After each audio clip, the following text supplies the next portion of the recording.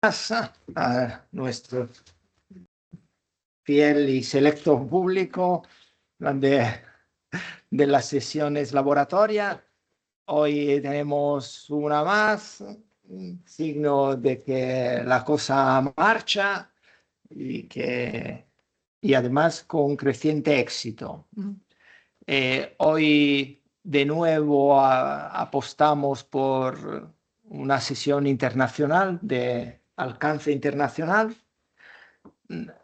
Tenemos con nosotros a la profesora Ligia Kunzendorf-Mafra.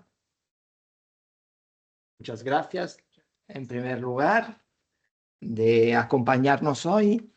La profesora Kunzendorf-Mafra es profesora de Derecho en grado y posgrado en la Universidad de Vitoria, la Facultad de Derecho, y además en la doble titulación que tienen con la Universidad de Vitoria con la Universidad de Sevilla. Yo he cursado el máster en la misma Universidad de Vitoria.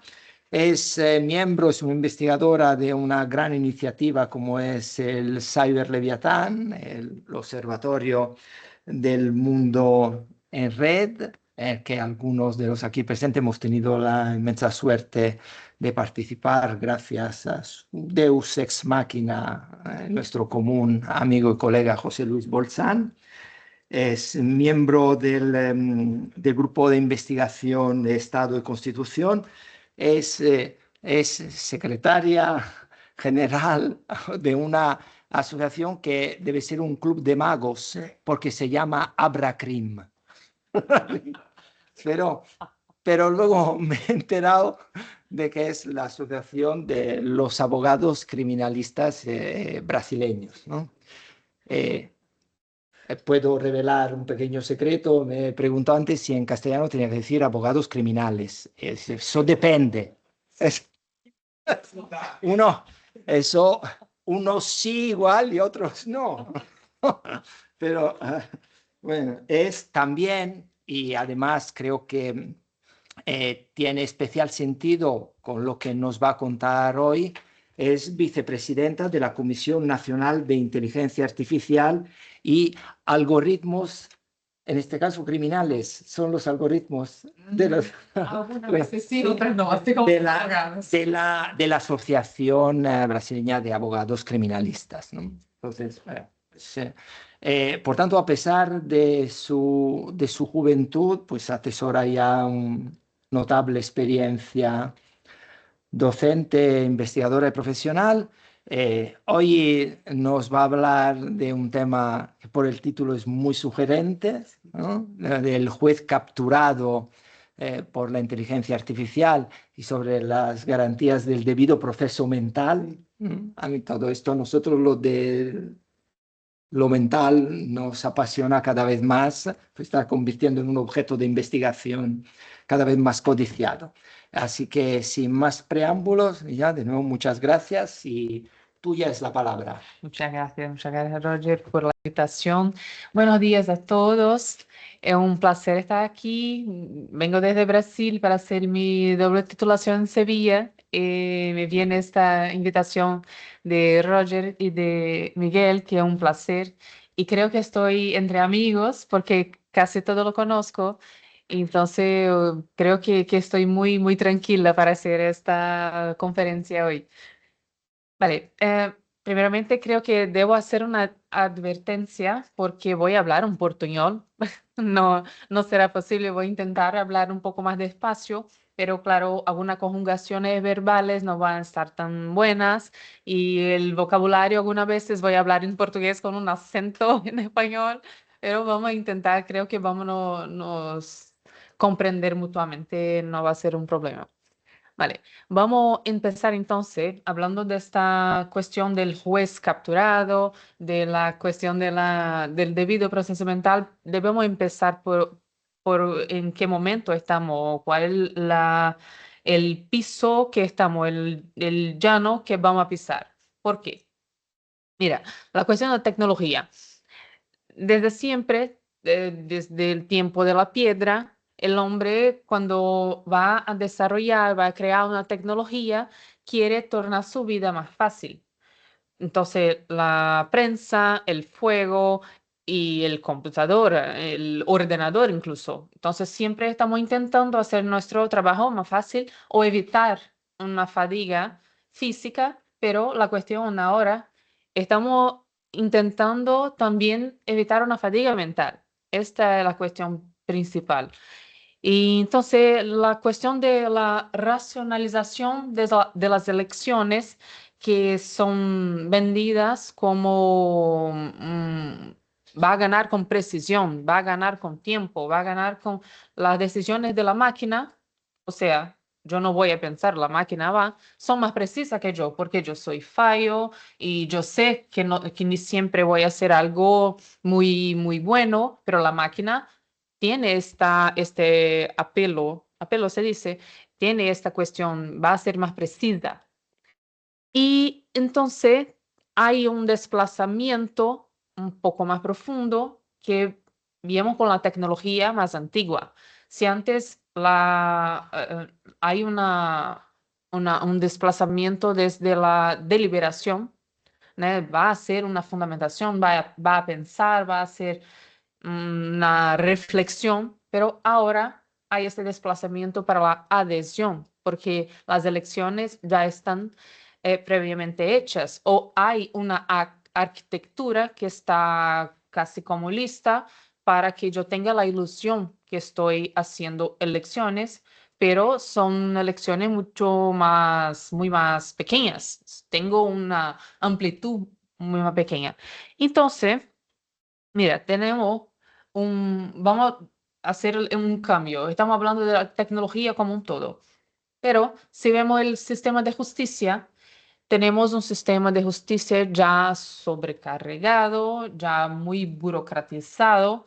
Y entonces tenemos la tecnología en general, especialmente la inteligencia artificial, como una solución para esto. Va a ser va a nos salvar la tecnología de la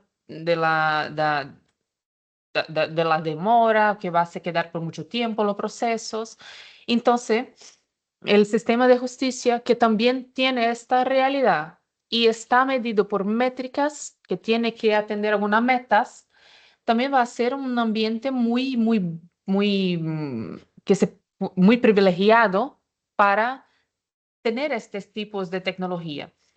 En Brasil se tiene la presentación. Tengo dos tabelas muy sencillas que tengo algunos números para ver cómo es la situación en Brasil. Ay, la próxima. Ay, la primera, antes. Una más. Y ahí es. No, hay una otra primero. Ahí. Estos números son de CNJ, que es Conselho Nacional de Justicia, que no es un órgano judicial, no es un tribunal superior, pero sí hace normativas solamente administrativas. Y ahí tiene este proyecto que es muy importante en Brasil, que se tiene mucha atención, que se llama Justicia en Números. Entonces, todo que es avaliado por aquí son números mismo, no la calidad de las decisiones, de qué tipo de decisiones, si son buenas o malas, si fueran reformadas en un tribunal o no, pero son los números crudos. Ahí tenemos, entraron en Brasil en todo el año de 2025 39 millones y 700.000 procesos nuevos. Entrar en 2025. Entonces creo que una realidad que, ¿vale? Brasil es uno de los que tiene más procesos judiciales del mundo. Y fueron juzgados, ve que fueron juzgados más que entraron. Fueron juzgados en todo el año de 2025 44 millones de procesos en todas las esferas, desde del primero grado del juez singular hasta los tribunales superiores, hasta la Suprema Corte, están todos aquí. Y salieron ahí salieron no necesariamente juzgados, pero bajado, por ejemplo, archivados, que tiene mucho tiempo que nadie hace nada con él, y tiene que ser archivado también. Entonces fueron un poco más, 44 millones y 500 mil más o menos. Pero mira, tenemos pendiente, entraron 30 casi 40 millones, salieron 44 millones, pero tenemos pendiente aún de julgamento en Brasil 75 millones de procesos. Es muchísimo. Hay un gap, hay algo que es inmenso para juzgar en Brasil. Y ahí en la otra pantalla se puede ver, se puede pasar para la otra para mí, esta que tiene los círculos. Deberíais llevaros mejor.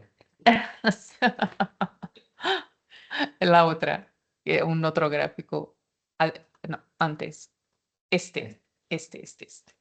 Y ahí tenemos el tiempo más o menos que un proceso lleva hasta ser juzgado. Aquí tenemos el primero, el tiempo medio de empezar el proceso hasta el primer juzgamento, la primera decisión judicial. Y no solo juzgar hasta el final, son 792 días. Entonces, mucho tiempo que lleva para tener una decisión, una. Después, un tiempo medio, entonces tenemos algún con más, otro con menos tiempo, desde empezar el proceso hasta estar archivado, está terminado, es algunos días más, 886 más o menos. El tiempo medio que tenemos pendiente de procesos que se quedan pendientes son por 1000 días. Entonces, son números que son inmensos también, son 3, 4 años hasta, y algo muy común. Siempre para los penalistas, no, pero claro, para los civilistas, que los procesos llevan mucho más tiempo, algo normal, que solo va a terminar en 5 años. Y no es anormal o incomún encontrar procesos con 15, 20 años, incluso los que tienen de disputa de espolio, de herencia, entonces se quedan por mucho tiempo aún pendientes. Esta es la realidad de Brasil, pero y mira, hay una informatización muy extensa. Casi todos los procesos son virtuales. Casi no hay más el proceso en papel. Y aún así tenemos estos problemas. Y, y ahí nos encontramos con esto. Tenemos una tecnología que nos promete hacer esto más rápido, porque una persona que necesita juzgar, que necesita razonar, lleva mucho más tiempo. Y así, esta presión del neoliberalismo por la eficiencia y el tecnoeficientismo tiene un apelo muy, muy importante porque tenemos que hacer más rápido, más con menos costes y con menos gente incluso, porque el sueldo de un juez es muy alto también. Entonces, algo y todo el sistema de justicia, quien trabaja en el sistema de justicia, tiene un peso muy importante de coste. Entonces queremos, no se puede tener más gente. Con la misma gente tiene que hacer más. Entonces los jueces están muy presionados siempre para poner el proceso poner afuera, para que estos números se queden mejores, pero sin la avaliación, sin la evaluación de la calidad la calidad de sus sentencias, de sus decisiones. Y así tenemos este escenario, esta situación. Entonces, tenemos en un otro momento, empezamos a hacer una regulamentación de la utilización de este tipo de tecnología, pero yo veo que estas soluciones, estas regulamentaciones están muy, muy más centradas en el funcionamiento de la máquina, la transparencia, la auditabilidad que se puede hacer, pero el juez, la decisión no está protegida. El acto de decidir no se tiene una regulamentación para proteger el proceso mental del juez. ¿Vale? ¿Cómo se va a hacer? Vamos a ver, pero este es un diagnóstico que se puede hacer. está centrado en el funcionamiento de la máquina, pero no está centrado en la persona. Creo que este es el principal problema. En Brasil, por ejemplo, tenemos ustedes tienen aquí un AI Act, la reglamentación de inteligencia artificial, que está muy más lista que tenemos nosotros en Brasil, aun porque nuestro proyecto de ley aún no está parado en Brasil, no está listo y también está muy desfasado, ya está muy desfasado.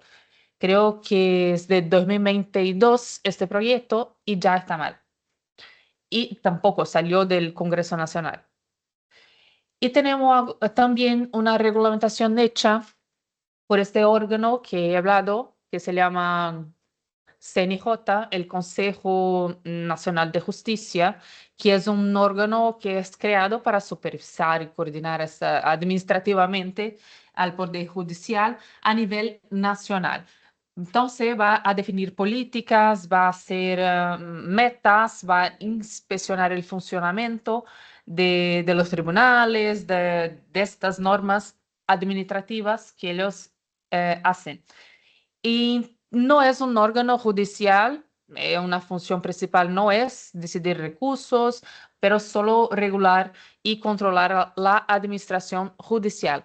Pero la mejor regulamentación que tenemos a nivel de inteligencia artificial es de este órgano, de CNJ, que no es un órgano judicial ni legislativo, es solo administrativo del sistema de justicia. Entonces ya tenemos un problema. Empezamos por ahí con un problema. ¿Cuál es la legitimidad democrática que tiene un órgano administrativo que no hay participación popular, no hay debates populares, no hay un diálogo con la sociedad civil, con el colegio de abogados que son interesados, con las asociaciones de jueces, asociaciones de la fiscalía, asociaciones de abogados y así vamos? No hay un debate propio para hacer esto, pero es lo mejor que tenemos hoy. Empezó en 2020, aún muy incipiente, es una que se llama Resolución 300 de 32, pero en 2020 era muy principiológica, era como recomendaciones, pero no una regulamentación robusta. Después, el año pasado, en 2025, en junio, eh, ellos hicieron una actualización de esta regulamentación y nació entonces la regulamentación 615 también de CNJ y ahí sí tenemos mucho más regulamentación mismo. Hay muchos elementos incluso que son de la regulamentación de Unión Europea de inteligencia artificial, como por ejemplo los riesgos que se ponen, los niveles de riesgos, algo que también está importado, algunas cuestiones que no se pueden hacer, así como hay en AI, pero vale, es algo muy, muy, muy más sencillo. La reglamentación de inteligencia artificial de la Unión Europea es muy más completa y también tiene un alcance general. Todos están sometidos. Y cualquier que utilice la inteligencia artificial o desarrolle una está sometido a estas reglas con este DCNJ justo por ser un órgano de la Administración de Justicia solo en el judiciario que va a tener un alcance. Entonces la policía está fuera. Entonces todas las cuestiones de investigación están fuera. Todo que no sea dentro del sistema de justicia están fuera. Y ahí este es un otro problema. Hay aún una otra regulamentación que es el del Ministerio de Justicia. Hay un órgano del Ejecutivo Federal. Tiene el mismo problema. Sí, se aplica a la policía, pero solo a las policías federales, que tiene una ligación con este ministerio que es nacional.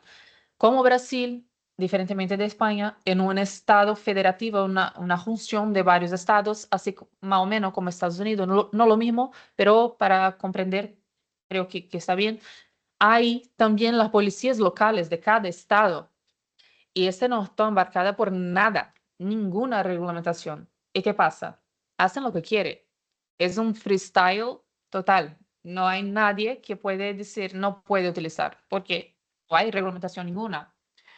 Y ahí tenemos todas estas cuestiones hay una reglamentación, ok, pero ninguna de ellas, mismo donde alcanzan, no protegen el acto de decidir.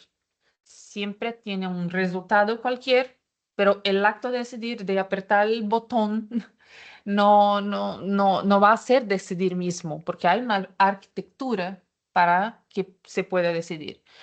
Entonces, hay un punto ciego que no se ve ¿vale? Que no se enfrentó hasta ahora, creo que en AI Act también, que es el propio decisor. En nuestro caso, que estamos hablando aquí, el juez, que está fuera de este campo de problematización, así como la metódica, la forma de hacer la decisión. Entonces, hacemos siempre una presuposición de que el juez, adelante de esas herramientas, tiene su autonomía preservada. Ah, va a ser aún así, puede hacer todo como quiera, como comprende que sea mejor y no y se falla en ver que la arquitectura, el diseño, el design de la herramienta no, no le deja tener esta autonomía.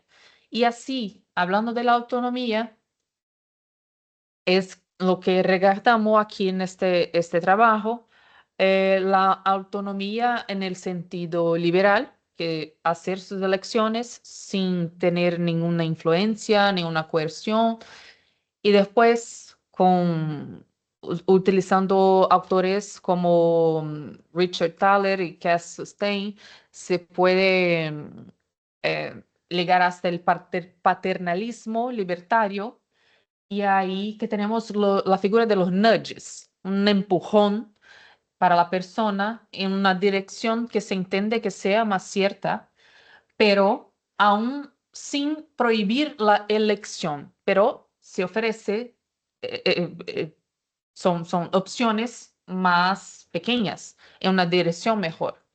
Tiene una elección, pero más restricta. Por ejemplo, quiero que mi hijo coma un poco mejor en la escuela. Entonces la escuela va a poner las frutas primero y todos los otros por detrás. Entonces lo que ve primero va a ser la fruta y así se intenta hacer con que va a elegir una cosa mejor para comer y no algo que no sea saludable. Vale, así tenemos el paternalismo libertario con estos nudges.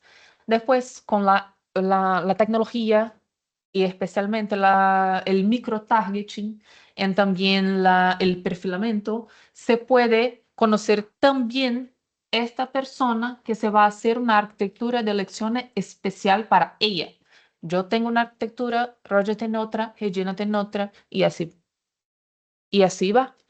Y ahí tenemos no más la figura del nudge, pero sí del hiper nudge, que es algo que Karen Jung va a traer, que la diferencia principal es la invisibilidad de este hiper nudge, porque tenemos una ilusión completa que puedo ser autónoma, que puedo tomar mis decisiones y tener mis elecciones libres cuando no tengo, porque todo el alrededor está orientado para que yo elija algo. Primero, en mundo de consumo, para que yo compre algo, y yo, ¿vale? Para movimentar la economía, pero después para todo para ver una película, para encontrar un libro, para ver lo que quiera, para ir a un sitio cualquier, va a fiarse en el GPS.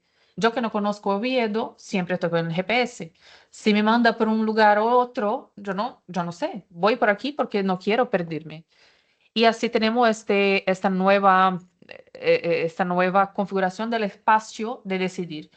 Entonces, tenemos entonces una situación. No se trata más de convencer, de persuadir un individuo con una argumentación, con argumentos, ni de obligarlo por la norma, por la ley, pero sí se hace una ambientación del espacio de decisión y se controla las opciones visibles y se manipula de una manera imperceptible que van a configurar una decisión de una manera especial.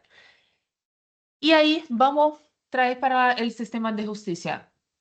Algunas veces nosotros fallamos en observar que cuando una inteligencia artificial o un sistema cualquier va a hacer un ranqueo de jurisprudencia, de decisiones o de peticiones, de qué tipo es, ya es algo que ya está configurando el espacio decisorio, porque voy a ver uno y no voy a ver otro. Algo que tal vez sea minoritario, pero que para mi caso sea mejor. Y así vamos, siempre estamos sometidos a esta arquitectura. Y ahí tenemos una cuestión. Vamos a poner entonces el human in the loop. Vamos a poner ello ahí para que pueda hacer sus decisiones. Pero aún no es suficiente, aún es fallo. ¿Por qué? Lo que pasa es que el humano in the loop va a ser un validador de decisiones de la máquina, porque se fía en la precisión de la máquina. Yo sé que soy fallo, pero la máquina tiene una precisión que yo no tengo y aún siempre voy a delegar. Creo, alguien me ha dicho algún tiempo atrás que hay un sistema que se llama Biogen, ¿verdad? Aquí en España, en violencia de género, y alguien no estaba de acuerdo con la resolución de esta herramienta, hice al revés. La máquina dice, tiene peligro, y él dice, no tiene. Y después esta persona iba a cometer un crimen contra su pareja. Vale, hay un caso así, ¿verdad? Y ahí está. Y ahí, como una situación de esta, vamos a decir que tenemos confianza que sabemos más que la máquina. Vale, en todos los otros casos que no tenían peligro, pero dijeron que había, no se va a ver, porque no va a cometer otro crimen porque están vigilados. Pero cuando tenemos algo que sai, no queremos asumir la culpa. ¿Cómo? ¿Por qué no fuiste con la máquina, con la decisión de la máquina? ¿Por qué no ha hecho junto con ella? Porque ella es más precisa. Porque, ¿vale? Es con matemática, con cálculos probabilísticos, y yo tengo solo mi pensamiento, solo tengo mi cerebro para fiarme. Y esta máquina tiene todo que la ciencia le da. Entonces, creo que hay un problema con este diseño de Human in the Loop, justo porque se hace una promesa de intervención humana para que sea mejor. Y ahí nos preguntamos, ¿esta intervención humana va a comprometer esta promesa de imparcialidad y precisión de los sistemas? ¿O será que la ausencia de la intervención humana va a transformar esta promesa en una simulación? Entonces, estas cuestiones creo que van a nos dar cuenta de la ambigüedad de este papel de sujeto dentro del sistema de justicia, que va a operar con una lógica que él no domina completamente, no comprende completamente. Los que diseñan estas herramientas tampoco lo comprenden cómo es el camino de la información dentro de una herramienta así. Y ahí tenemos la cuestión de la caja negra y por ahí va. Que no es la cuestión para nosotros, pero claro, este es algo principal. Y ahí, ¿cómo nace la figura del juez capturado? Llegamos casi al punto final. Cuando juntamos la cuestión de los hypernudges, la inteligencia artificial y el juez y el judiciario, van a ser entonces el juez que está capturado, o sea, que tiene una arquitectura de la decisión enviesada para un sitio y no para otro.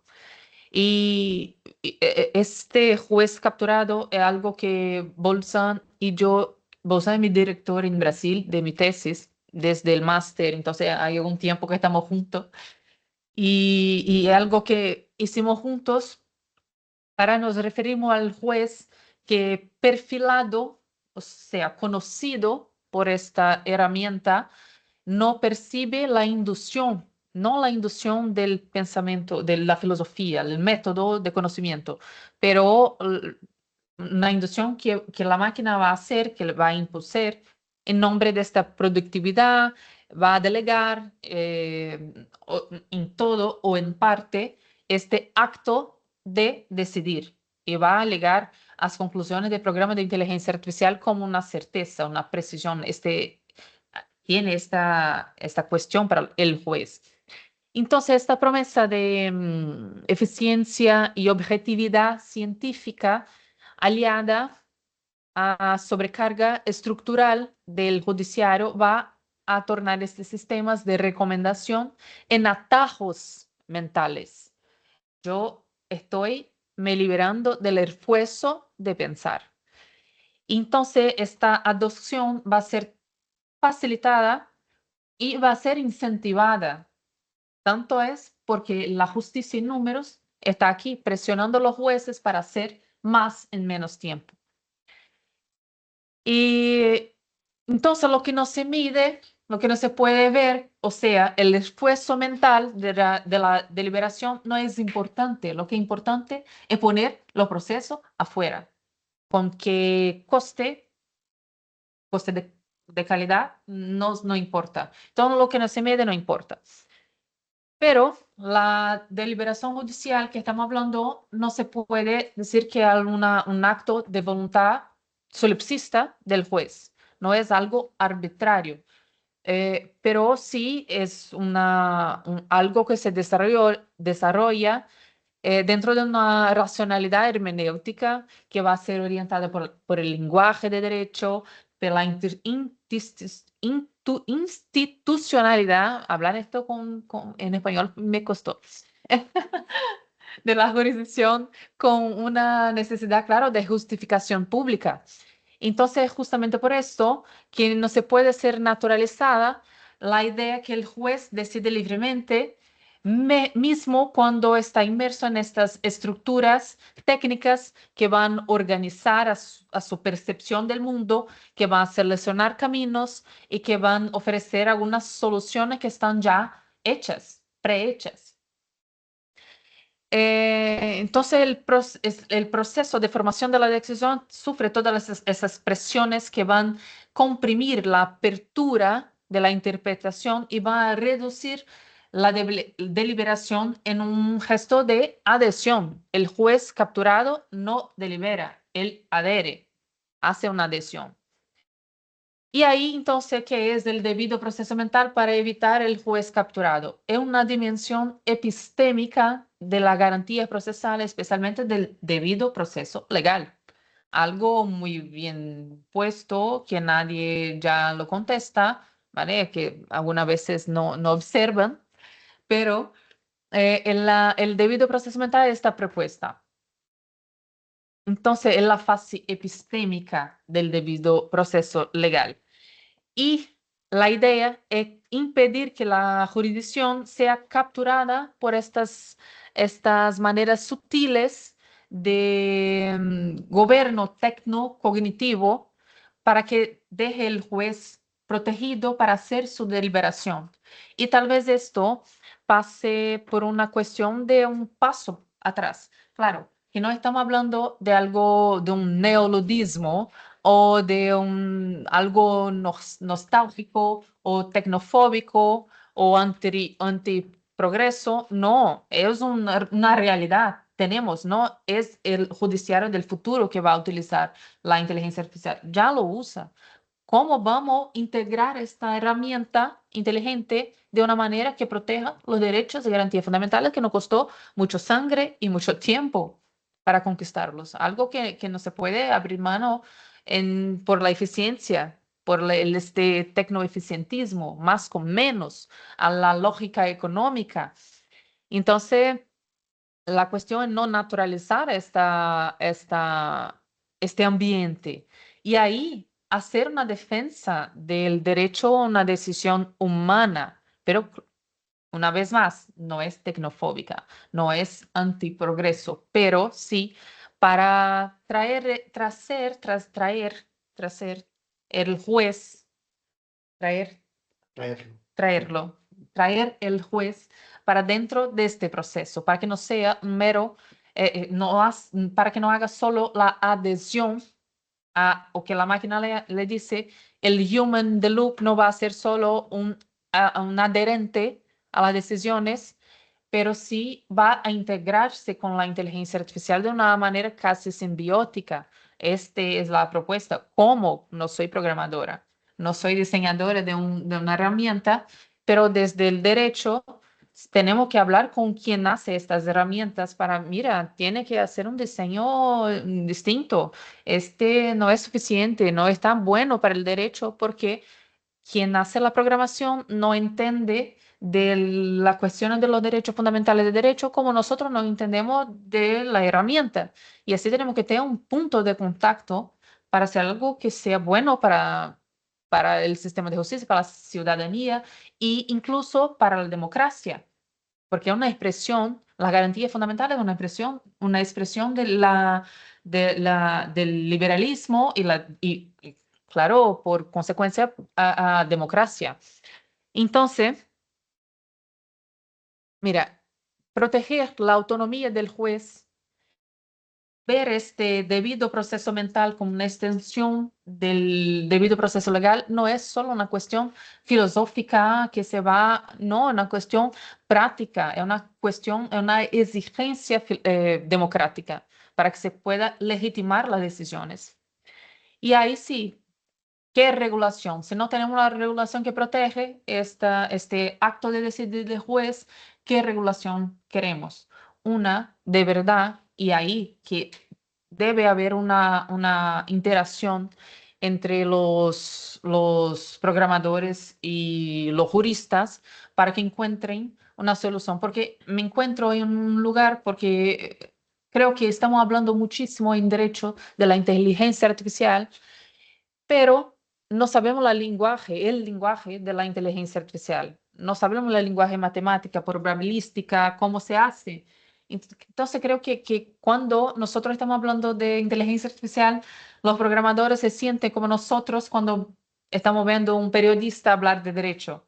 Algo que no encaja, algo que falta conocer para que sí se pueda hablar bien, que se pueda hablar con algo que se pueda utilizar en realidad. Y ahí está, la regulación, tal vez se tenga que pensar una otra teoría de la decisión también para traer estos problemas que no teníamos antes dentro de la teoría de la decisión. Y tal vez tenemos que pensar una regulación también cuanto a el design, el diseño de la herramienta. Es una agenda de pesquisa que está abierta, que traigo mucho más inquietaciones que respuestas. Claro, claro, y creo que todos estamos, que lidamos con la inteligencia artificial, estamos así, haciendo preguntas que no tenemos respuesta aún. Entonces, que tengo que presentar hoy, muchas gracias por oírme, este portuñol malísimo y gracias por la ayuda con algunas No, palabras. como un abogado. Pero este es un elogio, ¿no? Muchísimas gracias a todos. Gracias, Roger, una vez más.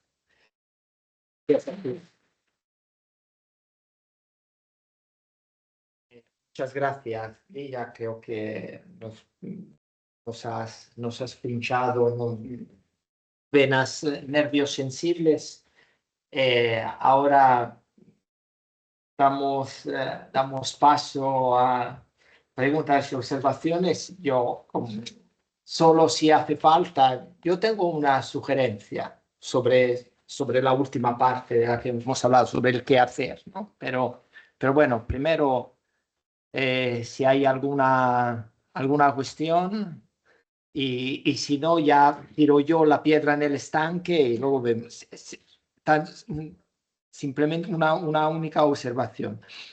Eh, Antes, como has hablado, realmente tu reflexión es una reflexión sobre el papel, ¿no? Sobre el gobierno de la tecnología en la evolución de la sociedad.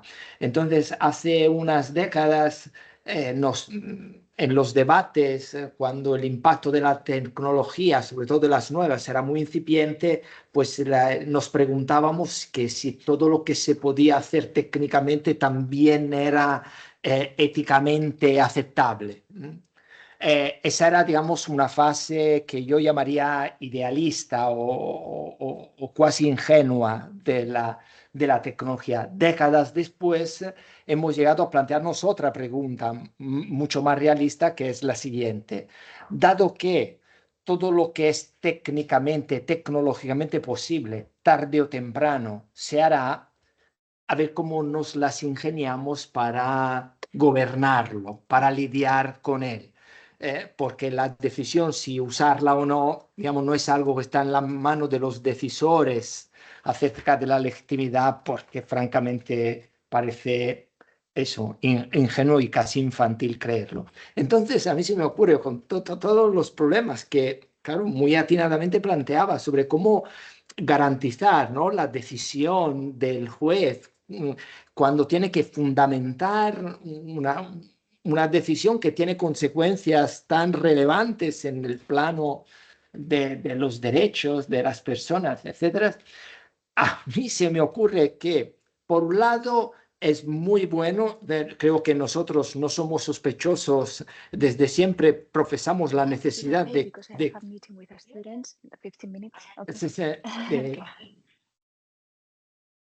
que los normativos y los técnicos, los informáticos, hay que hablar, ellos tienen que saber por dónde debe ir el diseño de los algoritmos que tienen un impacto jurídico y viceversa.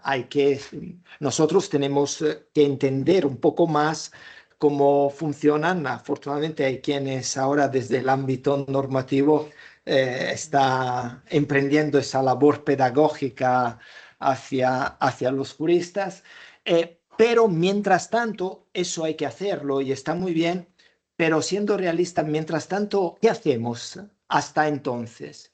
Bueno, pues a mí se me ocurre que lo único que podemos hacer hasta entonces no es prohibir el uso de determinadas herramientas a quien decide, porque eso, si la herramienta existe, la va a utilizar. No hace falta ni siquiera que esté impulsada por los vértices de la administración judicial o que se meta institucionalmente en el circuito.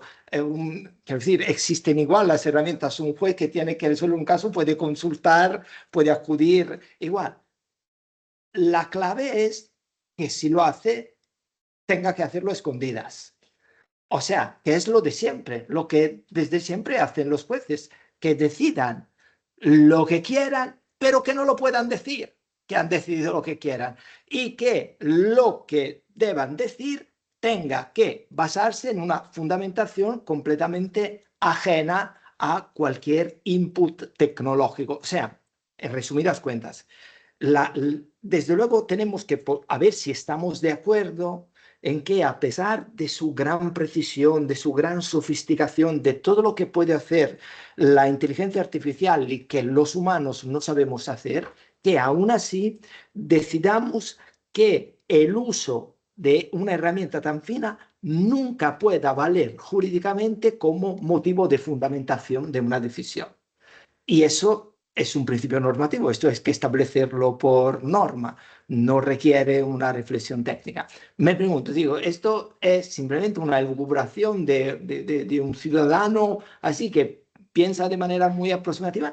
Porque a mí me parece que eso no es tan complicado, un principio no tan complicado de sentar, y que al menos mientras no nos aclaremos bien o no entendamos mejor, pues puede ser, me parece, no, a mí no se me ocurre otro remedio ahora mismo. No sé qué pensáis los demás y qué piensas tú de ello, ¿no? Vale. Tienes que intentar hablar con un buen tono. O te acercas porque... Es más complicado. Bueno, espero que se escuchará. No, en primer lugar, bueno, pues eso, agradecerte que estés aquí, el esfuerzo que supone venir aquí bueno, y compartir tus reflexiones, ¿no? Que me parece que son del máximo interés y que tienen una dimensión claramente que nos afecta a todos. O sea, no es algo que afecte a la justicia en Brasil o a la justicia en España, sino que tiene una dimensión global. Entonces, nada, simplemente quería, digamos, reflexión sobre algunas cosas que tú has planteado y sobre esto último que plantea Roger. El Reglamento Europeo de Inteligencia Artificial, que es la norma que nosotros tenemos parcialmente ya en vigor y que aparentemente puede servir como modelo para sistemas de otros países. En el caso concreto que plantea Roger, ese sistema sería un sistema aquí considerado de alto riesgo, no estaría prohibido, pero estaría sujeto a una serie de cautelas de carácter informático, pero también, al menos formalmente, haría falta la última palabra del juez o del órgano judicial. Es decir, no se podría una cosa que parece obvia, pero no se podría decir, no, la decisión he decidido absolver porque la máquina me ha dicho esto. Es verdad que hay muchas maneras de enmascarar, ¿no? Esa es la decisión por lo que ha gustado el reglamento. El reglamento yo creo que hay que tomarlo con cautela. Yo cuanto más lo leo, más defectos le encuentro al reglamento europeo. Por tanto, si va a servir de modelo para otros sistemas, yo lo miraría con cautela, porque no está pensado para garantizar derechos, está pensado para favorecer el mercado. ¿Qué tipo de productos de inteligencia artificial se pueden importar y usar en la Unión Europea y cuáles se pueden exportar? Paradójicamente o no, pero eso es una prueba de la importancia del mercado, un sistema que esté prohibido en Europa se puede fabricar en Europa siempre que se exporte. Aunque sea lesivo de derechos, no importa. Lo importante es que en Europa no se comercialice. Luego, lo que tú planteabas, es de la necesaria, el trabajo conjunto de distintos especialistas. El reglamento europeo incluye una serie de definiciones. En primer lugar, ¿qué es sistema de inteligencia artificial? Y se supone que eso es algo muy frecuente en el derecho europeo, que empieza ahí, el primero y el segundo artículo de la ley o de la norma, tiene un glosario. ¿Qué entendemos a estos efectos? Y en el caso del reglamento europeo se ha optado por una definición que deja fuera muchos sistemas predictivos, que de momento, por tanto, no están sujetos a esa normativa. Y esa es una decisión que también es importante a la hora de decidir cómo se regula esta cuestión, ¿no? Y enlazo con lo último que quería comentar, que es lo que tú planteabas del sistema Biogen, sistema que se utiliza en España para tratar de evitar la reiteración de casos de violencia de género. El sistema está fuera del reglamento. Actuarial, ¿no? De inteligencia Sí, no artificial. es inteligencia artificial porque no tiene autonomía ni autoaprende. Entonces España, aunque tiene una base de casos de más de 800.000 casos, el sistema se estaba aplicando desde 2007, cada caso es un caso nuevo. El sistema no aprende, simplemente da una serie de respuestas en función de la programación que se ha hecho. Y ahí es interesante la arquitectura de la que tú hablabas, porque se le da una determinada configuración que afecta a derechos fundamentales. El sistema está configurado de tal manera que el humano que supervisa puede elevar el nivel de riesgo. La máquina puede decir riesgo bajo y el humano puede decir no, aquí el riesgo es alto. Pero no puede bajar el umbral de riesgo. Es decir, y eso supone adoptar medidas cautelares de limitación de derechos del supuesto agresor. Si yo subo el nivel de riesgo, el órgano judicial va a tomar medidas cautelares más graves. Pero yo no puedo bajarlo, no puedo recomendar que se baje, ¿no? Y en ese caso, en el supuesto concreto, lo curioso fue que el sistema diagnosticó un bajo nivel de riesgo. Y el policía, en este caso el guardia civil, dijo, va, bajo nivel de riesgo, no hay problema. Porque ese hombre luego asesinó a su pareja. ¿Por qué se condenó al Estado? Porque se entendió que no bastaba simplemente con tener en cuenta lo que había dicho la máquina, sino que era fácil encontrar otros elementos que hubieran conducido a elevar el nivel de riesgo. Por tanto, ese sesgo de automatización no está permitido. Usted tiene que hacer, al menos aparentar que ha hecho una investigación adecuada para justificar esa medida. Entonces, en este caso, insisto, el nivel bajo, vale, pero no basta con eso, ¿no? Y por eso el Estado, en este caso, tendría que indemnizar. Perdón por la extensión. No, una, una cuestión hice algunas anotaciones por aquí, porque lo que me parece es que lo que Roger planteaba y de que usted planteaba son dos cosas. Primero, que se puede mascarar claro, se puede mascarar así como cuando no había la inteligencia artificial y el juez ya decidía y buscaba en el proceso maneras de hacer una justificación. Pero Sí, el sistema de justicia, los recursos, todas las cosas que se puede hacer, está configurado justo para lidiar con estas cuestiones.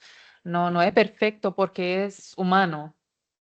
Algo que es desde siempre una cuestión que la hermenéutica tiene lidado desde siempre. Entonces, es necesario hacer un control porque asumimos, claro, que el juez va a mascarar mismo si es totalmente eh, analógico, pero tiene que tener un tipo de control.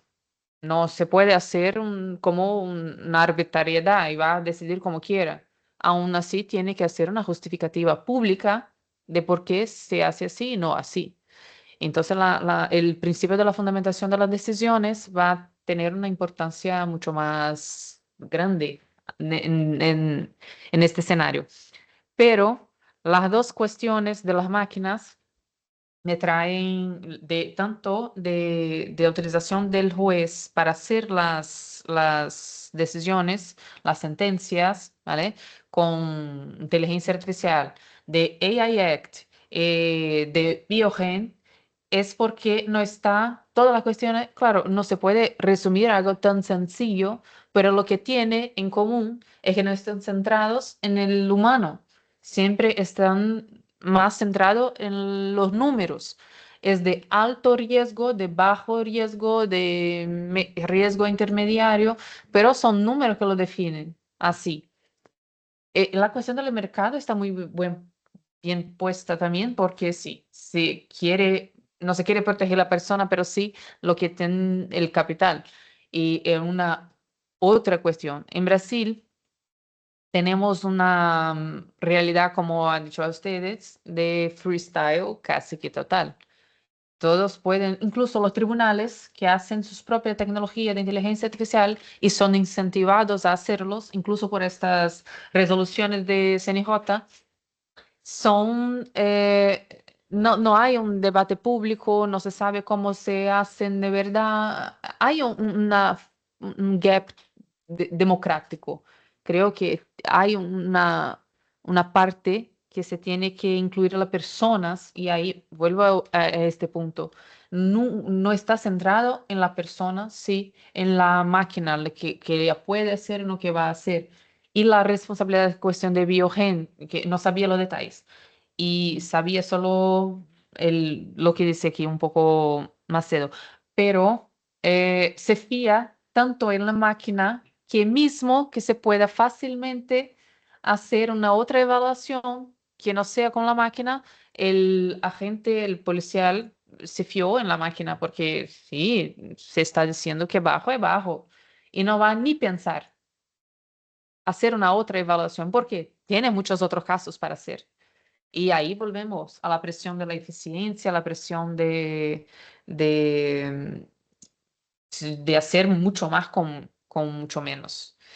Y creo que este es la cuestión más importante. El otro que Roger ha dicho aquí sobre las herramientas que nos pueden servir de fundamentación para la decisión, estamos totalmente de acuerdo. Creo que no se puede, decidí así porque la máquina me dice así. Y se va entonces a mascarar con una justificación. Pero creo que el sistema de justicia, no el sistema de justicia, pero el sistema de recursos, por ejemplo, está hecho justamente para intentar hacer un control, que no sea solo un juez que va a decidir, pero tantos otros. En Brasil se puede quedar por 4 veces, 4 juzgamentos, no 4 juzgamentos, porque puede ser mucho más, pero 4 niveles de decisiones. Son tribunales distintos, jueces distintos que van siempre a hacer la revisión. Entonces, creo que es una parte de trabajo de la fiscalía y también de la abogacía de traer estos elementos. El juez no está cierto, casi siempre está errado. Está errado porque alguien siempre va a decir que está errado, que no está correcto sus decisiones, porque ni siempre alguien va a reclamar. Bueno, pues la inclusión de la utilización de una herramienta de este tipo en la motivación podría ser considerado un defecto de motivación de la Y decisión. creo que sí. Y creo voy a decidir porque la máquina me dice así. O sea, si se No es posible. desprende porque lo ha dicho, que ha decidido incluso en parte guiado por el resultado de un algoritmo de inteligencia artificial, bueno, pues esa sentencia tiene un defecto de motivación. Tiene, claro, tiene, sí. Pero si se acepta que sea... Ahora no creo que, o sea, porque una cosa es que tenga que ser validado, ¿no? O sea, lo que exige el reglamento europeo, que de cierto modo, tal vez ya también ese nació desfasado, el reglamento europeo, no solo el proyecto brasileño, es un poco un destino ineluctable que Sí, cualquier con la tecnología. reglamentación sobre inteligencia artificial nazca desfasada. Pero una cosa es eso, exigir la validación humana, por así decirlo. Otra cosa es exigir que aparentemente que no aparezca el sustento tecnológico como argumento de apoyo a las decisiones. Que funciona, que sirve, que dentro de unos años se descubre que toda esa masa de juicios, que sería interesante compararlos con los números españoles, los que dabas al principio, que se descubre que son muy eficientes, que efectivamente consiguen que los juicios vayan más rápido y no se registra un número más elevado de impugnación, es decir, que está cuajando, que está funcionando. Bueno, pues haremos un balance e igual abrimos las puertas, será testado que hay algo que funciona y puede entrar como sustento, apoyo de argumentación. Pero mientras no lo sepamos, mientras no se pueda demostrar, pues no que se prohíba usarla, porque eso es, no que se prohíba usarla, que se prohíba que el hecho de usarla pueda respaldar cualquier paso decisorio. Regina y luego Lucía.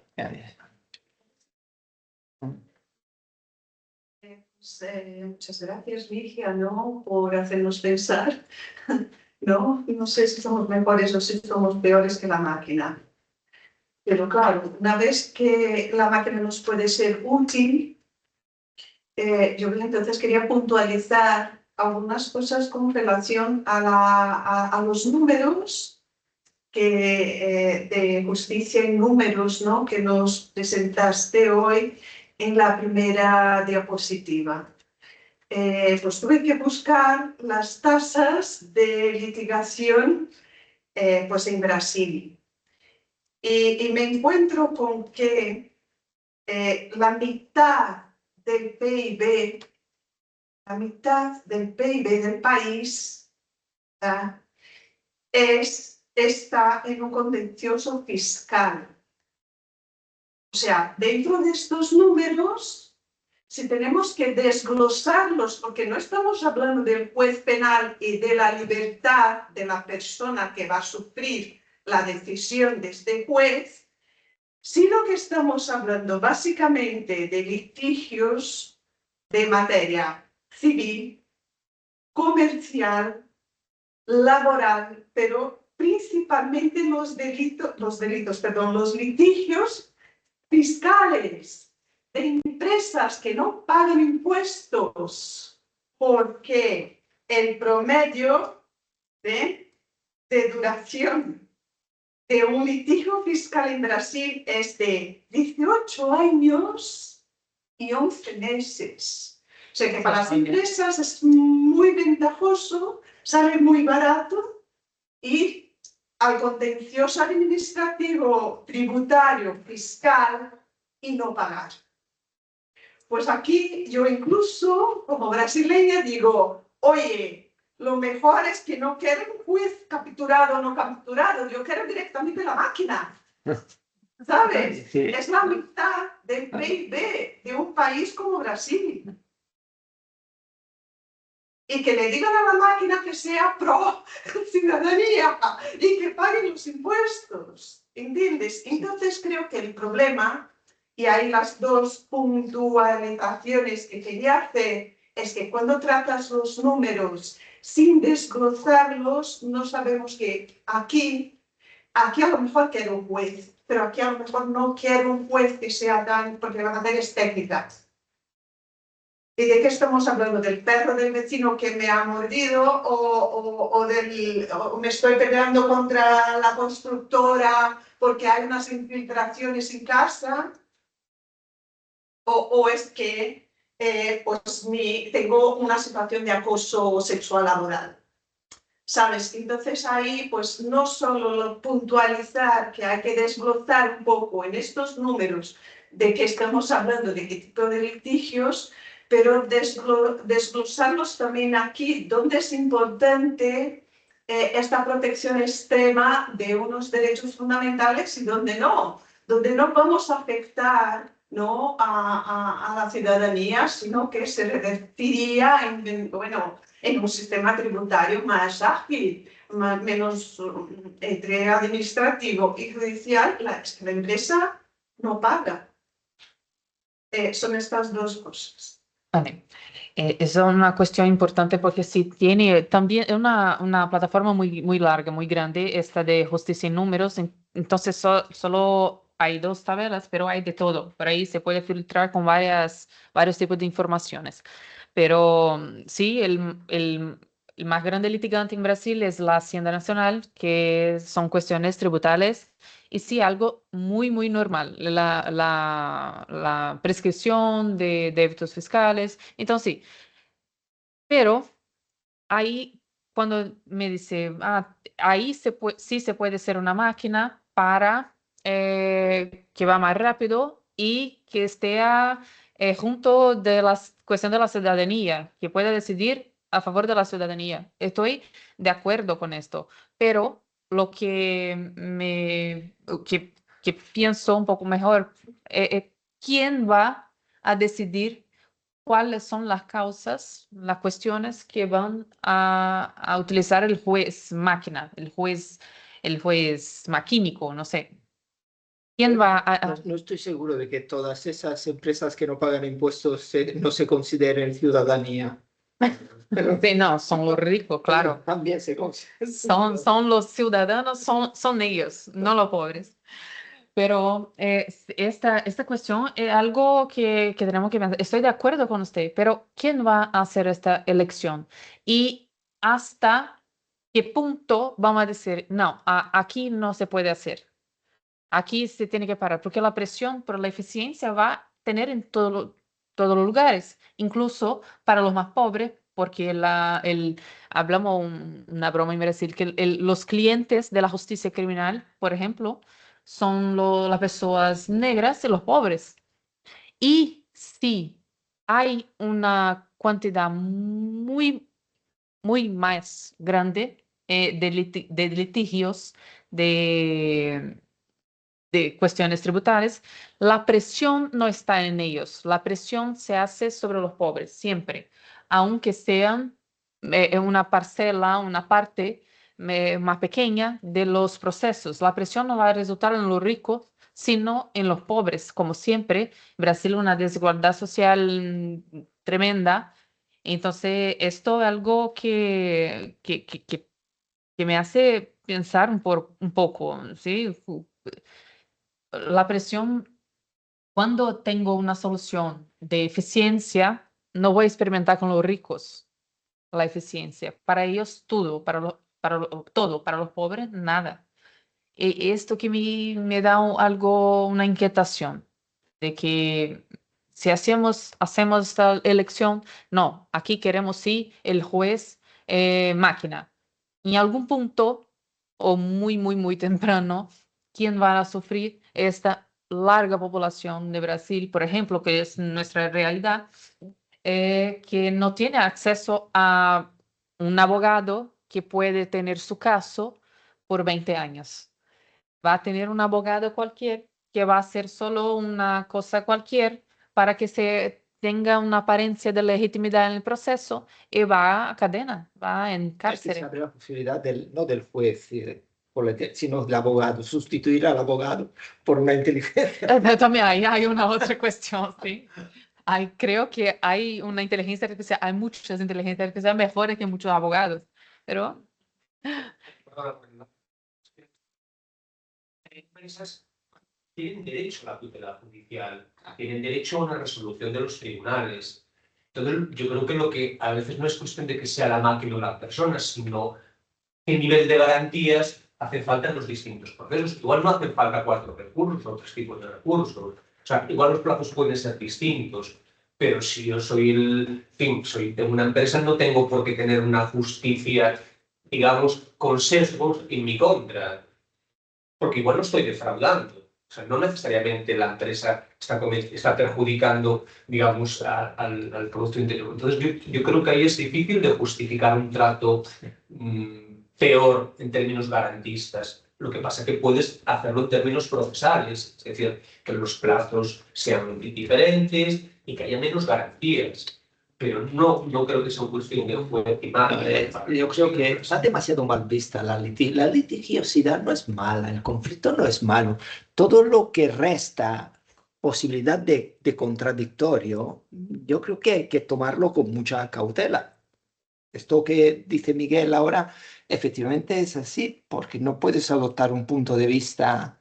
Es difícil tenerlo claro, porque allí, claro, ese volumen de juicios fiscales, habría que preguntarle, estas empresas igual te cuentan todas que son unas perseguidas por las autoridades, que quieren recaudar impuestos revolucionarios a quien en cambio da el progreso y el bienestar al país. Dice, claro, es verdad que allí seguramente un programa bien diseñado no tardaría 18 años en establecer. Pero claro, esto resta contradictorio, o sea, disminuye la posibilidad de oponerte, de recurrir. No sé, pero es que vamos a dejar que hable Lucía y luego, no sé, seguir. Y Alfredo. Bueno, muchas gracias en primer lugar. Me ha gustado mucho la exposición y aparte comparto bueno, las líneas básicas de lo que has dicho. Me ha gustado, por ejemplo, mucho eso que has insistido bastante de la presión que pone el sistema económico neoliberal sobre, en este caso, los jueces para resolver con la mayor eficiencia posible los casos y de ahí, pues, ese posible interés en introducir máquinas que automaticen soluciones judiciales. Y dijiste algo así como que el juez capturado con esa figura que utilizas no es un juez que delibere y de ahí todos los problemas que entrañaría en la introducción de las máquinas para sustituir esa deliberación. O sea, dirigiste a una solución que da la máquina, que además es difícil o casi imposible o totalmente imposible la trazabilidad de esa solución. Comparto todo eso y en relación con lo que planteaba Roger, que también considero que esa sería una buena solución, pero me planteo lo siguiente, y entonces quería preguntarte tu opinión sobre el asunto. Creo que trata un poco con lo que decía Regina ahora mismo. ¿Crees que si se introdujese la inteligencia artificial en los procedimientos judiciales, mejoraría de alguna manera un problema que en España es grave, porque es bastante abundante, sobre todo en los tribunales superiores? No sé el caso de Brasil, pero probablemente esto también se dé, que es la politización de la justicia. O sea, cuando tenemos casos, suelen ser además muy mediáticos, en los que sabemos antes la decisión, lo que ha llevado a darla, por ejemplo, cuando sabemos ya cómo van a votar los magistrados porque están adscritos al sector progresista o al sector conservador, la máquina, así aparentemente, depende también cómo se programen, pero Entonces, no me parece puede tan mala solución. pero ahí de verdad puede haber otros países tan tan graves como España en ese sentido. Yo, nada. Vale, yo no tengo una respuesta si va a mejorar o no, pero hay una diferencia que creo que en España sea algo similar. Eh, algo muy famoso en Brasil, una decisión del Supremo Tribunal Federal en Brasil, el tribunal más alto de la Corte Constitucional, en uno de los votos sobre la prisión sin el tránsito en juzgado, ¿cómo se llama eso en español? Sentencia firme. Firme, sienten una decisión firme. Tenemos este debate en Brasil sobre prender o no sin tener una sentencia firme. La Constitución es muy clara, que dice que no, nadie va a ser preso sino por una decisión firme. Bien por las empresas, los pensiones durante 18 años. Pero este voto de un ministro, que se llama un juez constitucional, nosotros le llamamos ministro, un magistrado, sí. Es un voto que llamamos en portugués, Regina y Miguel van a comprenderme, para galera, que es para gente ver, para que se pueda pasar en la televisión. Sí. Para la galería, ahí está, porque es un discurso que no es propio del discurso de la lenguaje jurídica. Se utilizan figuras de lenguaje incluso para que tenga un apelo más para el público. No se puede aceptar el crimen, se continúe a hacer bien a las personas, no se puede, y así se va todo este voto de este juez, de este ministro, de este magistrado, que no es jurídico, es antijurídico incluso. Entonces, ¿vale? Si tal vez me puso a pensar en un caso así, tal vez es una decisión que fue, decidieron por la prisión en segunda instancia, después de la segunda instancia, el segundo grado de jurisdicción, por un caso específico con el presidente de Brasil, que ahora era Lula en este juzgamento y ahora que estaba preso. Y ahora Lula es presidente de Brasil. Entonces, algo, de nuevo, algo que se cambió con el tiempo. Tal vez con un apelo de una objetividad sería mejor, pero ¿será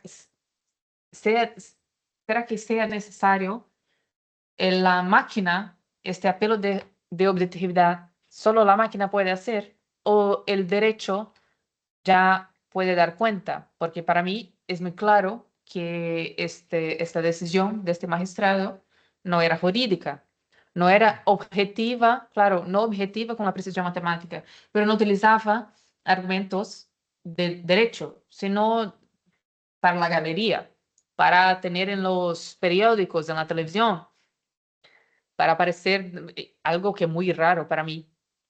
No sé cómo es aquí en España, creo que no es así como Brasil, que un magistrado de la Corte Suprema va a dar una entrevista a un periódico casi que todos los días. Siempre hay alguien haciendo una conferencia, siempre hay algo diciendo sobre temas que van a decidir, incluso algo que es muy, muy, muy raro. Entonces, creo que el derecho tiene ya una respuesta para los casos de politización de la justicia.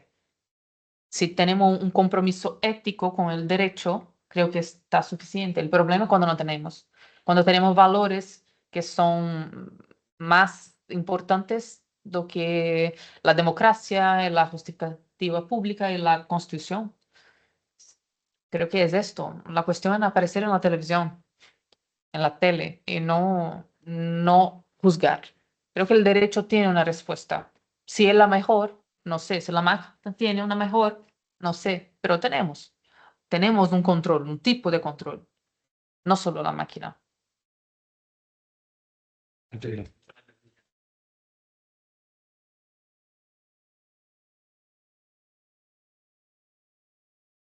Muy bien. Aprovecho para hacer un poco evolucionar las preguntas que han ido surgiendo y en el libro de un poco todas ellas, una o dos concatenadas que te lanzo. En primer lugar, si tú eres partidaria o no de en algunas cuestiones de decisión judicial de prohibir el uso de inteligencia artificial a la hora de decidir si no fueses partidaria o a lo mejor no eres optimista pensando que, como decía Roger, los jueces no lo van a acabar utilizando. De hecho, ayer el Consejo General del Poder Judicial Español, sin dar el portugués, ha dictado una instrucción destinada a los miembros de la carrera judicial para dirigirles de alguna manera cómo utilizarlas, ¿no? Ya él es pesimista respecto de que no la van a utilizar. Y en ese sentido, si puestos a pensar que la van a utilizar, tú diferenciarías, y en su caso, en qué ámbitos, algunos en los que consideras que de nuevo habría que restringir, pensando un poco en órdenes jurisdiccionales quizás, ¿no? Como mucho con lo que dice Resina, hay órdenes o decisiones que, desde luego, intentando velar por la tutela de las personas jurídicas, pues quizás tenga más sentido, porque quizás los bienes jurídicos sobre los que se decide no son de tanta trascendencia, como la libertad de personas, por ejemplo, y a lo mejor por ahí puede haber una vía de empezar a, como decía Roger antes, testar si esto funciona y entre medias a lo mejor esperar a que la tecnología pues, madure un poco y nos dé pues, respuestas más transparentes, más tratables, que nos permitan dar el salto a órdenes en que hay más dificultades o hay más sensibilidad jurídica con esa cuestión. Yo no soy partidaria de utilización, prohibición o prohibición. Creo que es un facto que está puesto, se utiliza, punto.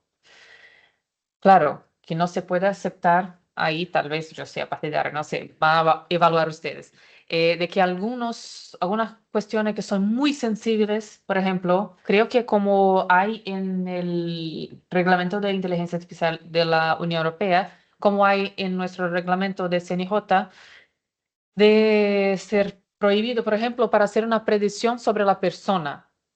Esta persona tiene una tendencia a delinquir, algo como un nuevo tipo de criminología primitiva, pero utilizando una tecnología. Entonces, esto sí, que creo que en España pasa lo mismo, en la Unión Europea pasa lo mismo, así como en Brasil, que está prohibido. Ahí sí, porque la cuestión de la libertad es muy, muy, muy sensible. Entonces, por más que no sea lo que tiene más impacto en estos números, creo que algo que sea muy, muy sensible. Las cuestiones que envuelven la libertad del individuo. Pero no soy contra la utilización de la inteligencia artificial. Yo mismo utilizo muchísimo. No puedo ser contra porque sería una hipocresía tremenda. Pero Preparar esto ha usado. Bien. muchas gracias. Se puede usar bien. Pero hay que tener estas restricciones y tiene que, vamos, hay una expresión también en portugués que se dice que las zucca, ¿cómo se dice en español? Calabaza. La calabaza va se dejando, conforme la carruaje va caminando, con la estrada que va se quedando así y las calabazas van se quedando más juntitas. Entonces, tenemos que cambiar el pneumático en cuanto el coche está caminando. Tenemos que pensar esto en cuanto se utiliza y tenemos que hacer estas correcciones de errores en cuanto estamos aún aprendiendo cómo se lidia con esto. Entonces, creo que sí, es un facto puesto que se tiene ya, van a utilizar y vamos a tener que hacer esto en cuanto la tecnología se desarrolla, en cuanto nosotros aprendemos también, pero tiene que tener un punto que se dice, no, aquí no, porque esto es muy importante para la ciudadanía. Creo que la cuestión de la libertad sea la más importante, pero claro, hay otras y que tienen que ser prohibida mismo, pero contra no, es un facto. Acho que ni es importante ser contra o a favor, porque hay, eso es un facto. Pero si soy contra estas cuestiones más sensibles.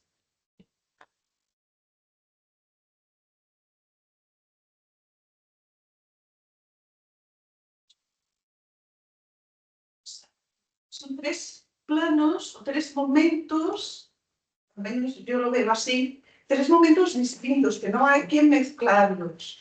El primer momento es el momento de la combinación legal.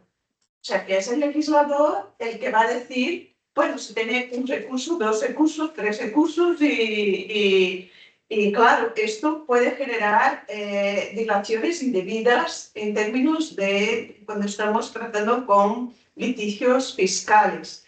Pero este es el momento de la combinación legal. O sea, es el legislador, no es el juez. ¿Ah?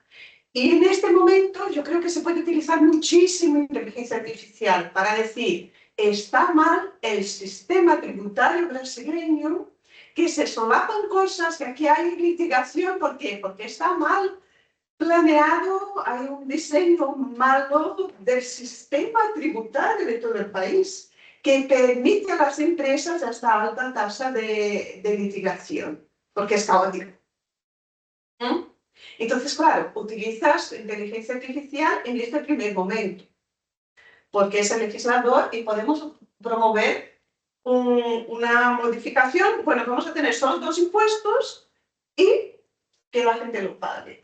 Ya, estos dos impuestos y se acabó. No paga la empresa, no paga la persona física y listo. nada más. O sea, facilitar un poco y tal. Entonces, este primer momento. Segundo momento es entonces el momento de la imposición judicial.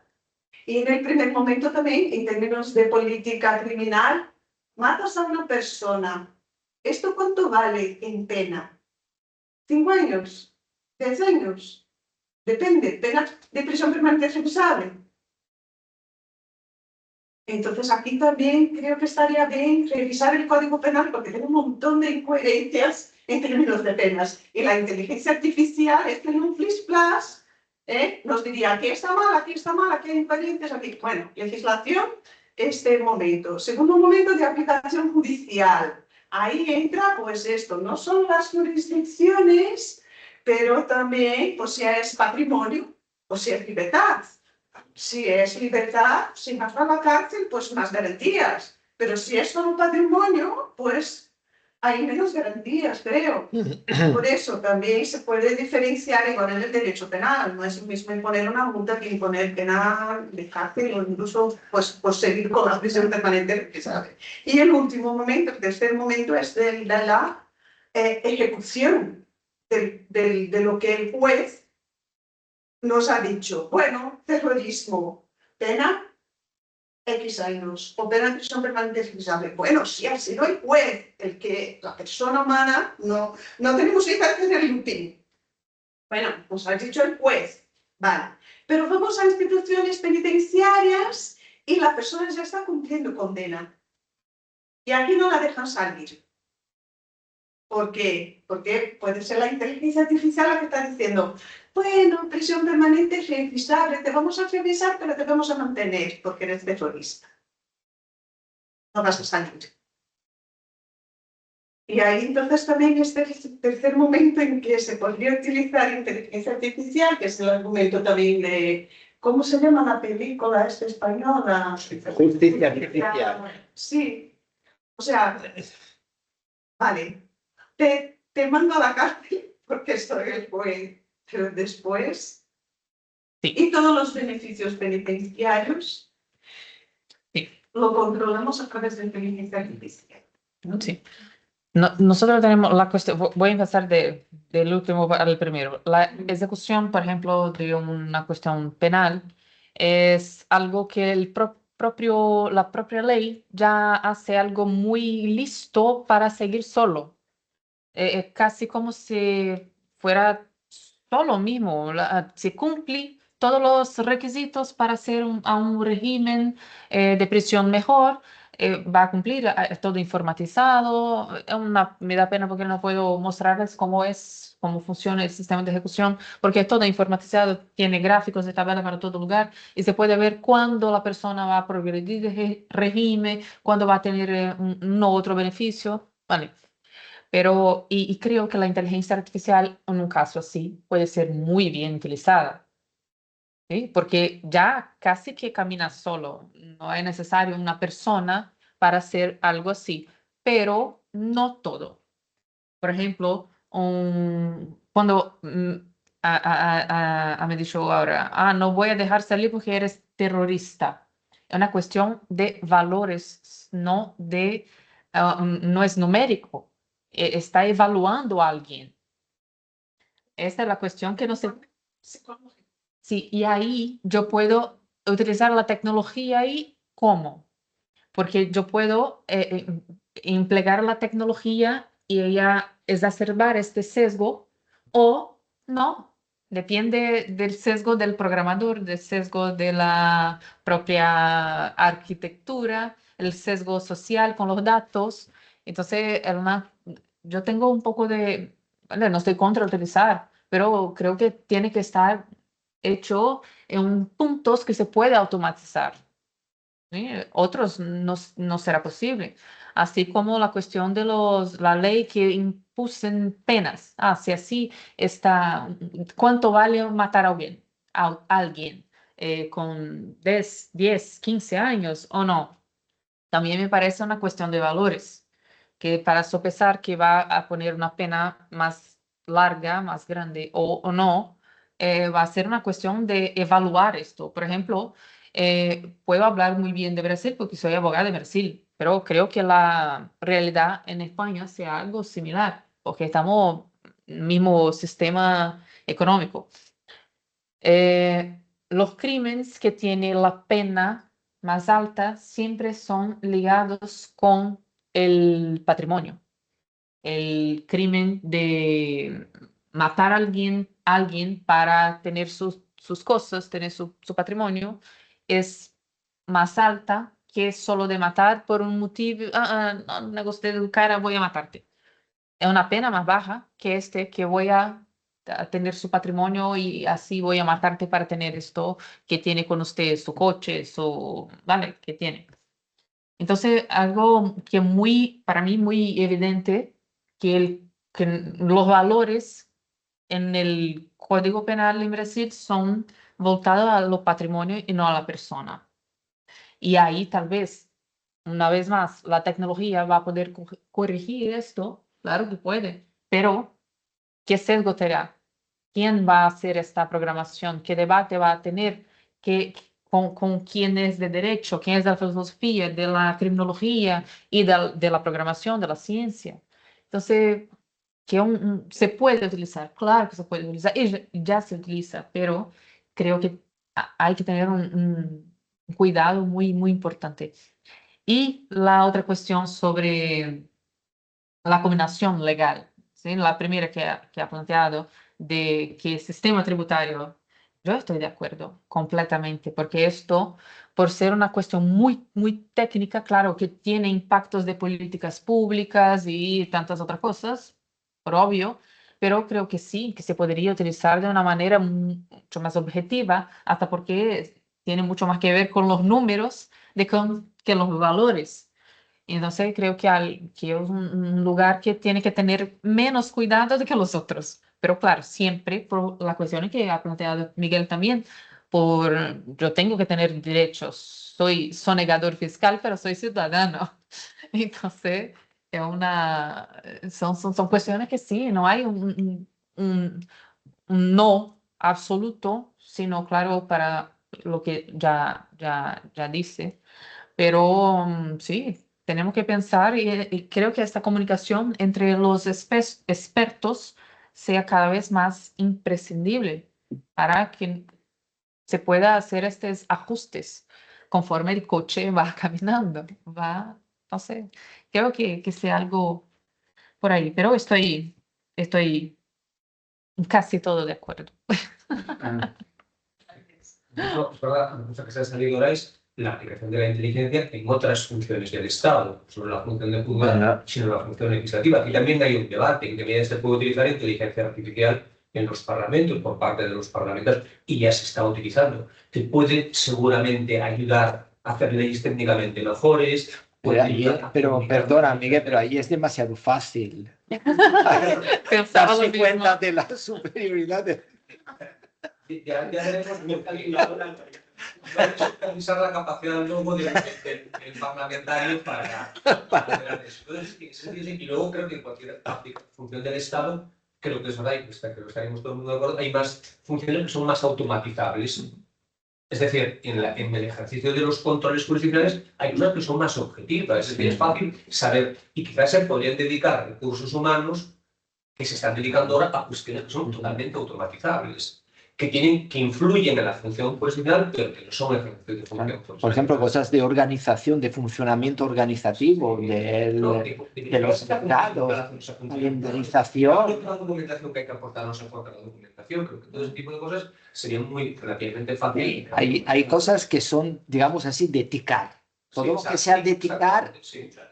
Y en Brasil ya es así. Claro. Sí, ya es. Claro. Y ahora no quería decirlo porque eso no sé. Pero, en fin, ese melón habría que abrir.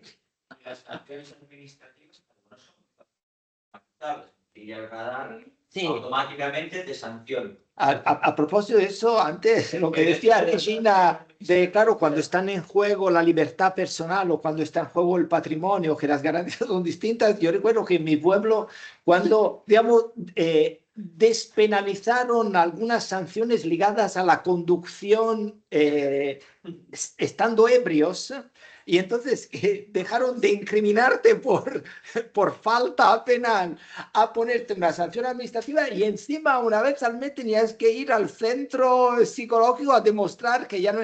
Y venían todos y me decían, yo quiero volver a la cárcel. No. O sea, yo prefiero, a ver, a mí me supone más sacrificio pagar y tener que ir a hacer el curso de rehabilitación que no que me condenen a no sé cuántos días de cárcel que no voy a cumplir, además. Sí. O sea, que no siempre lo del patrimonio.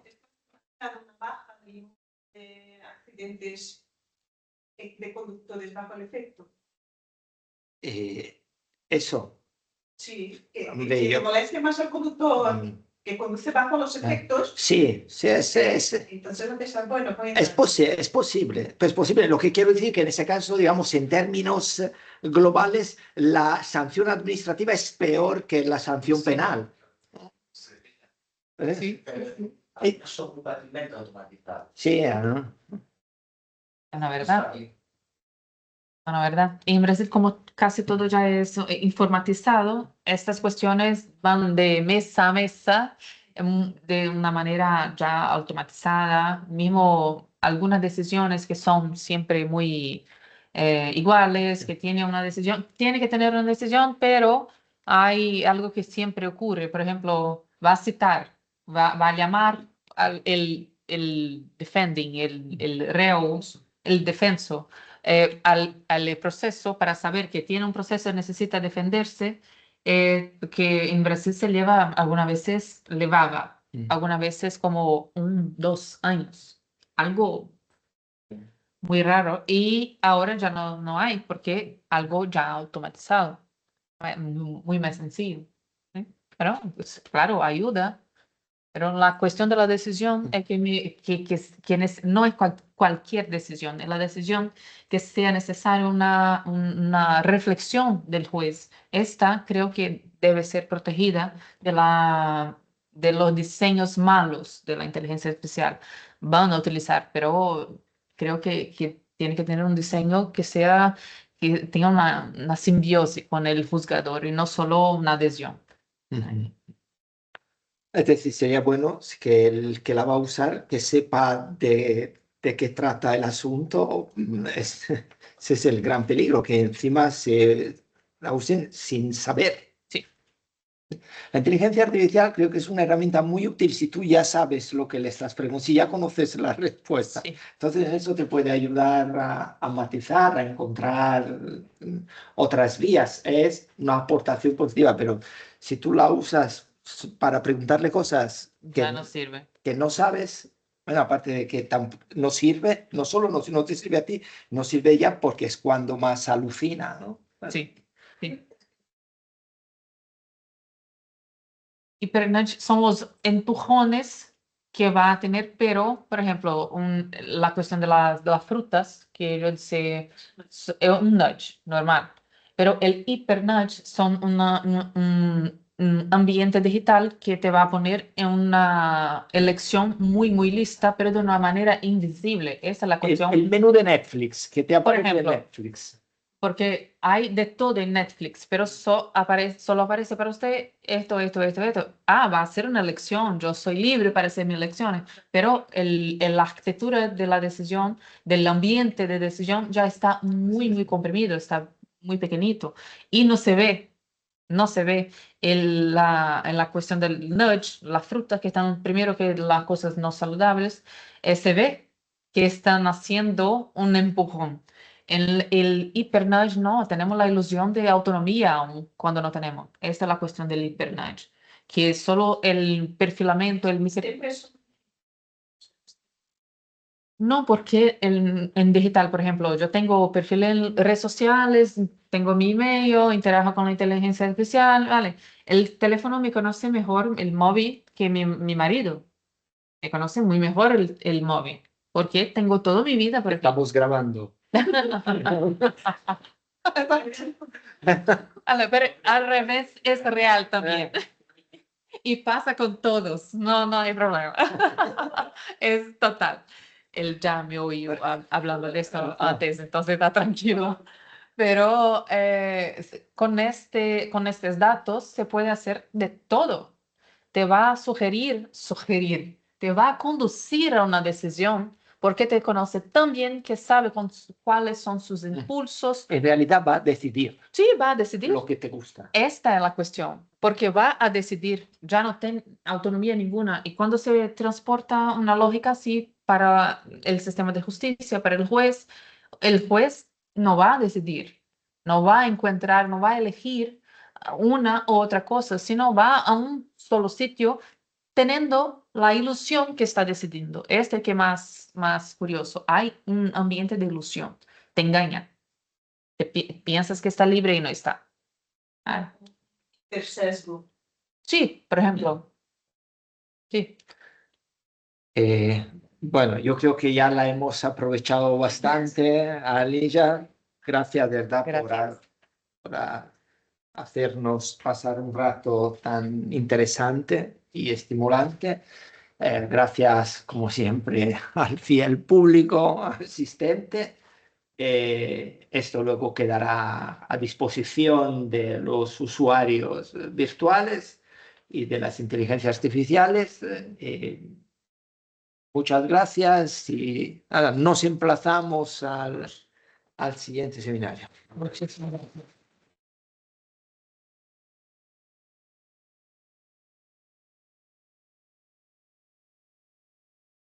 Vale, gracias a todos. Y perdón por el portuñol. Que me sale esta No, pantalla. porque me da una...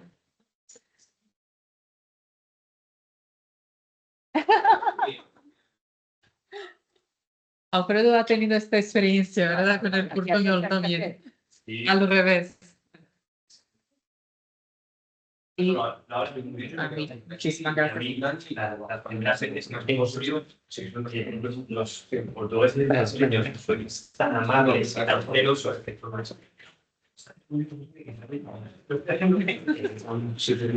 Pero son lenguas muy difíciles. Y creo que el portugués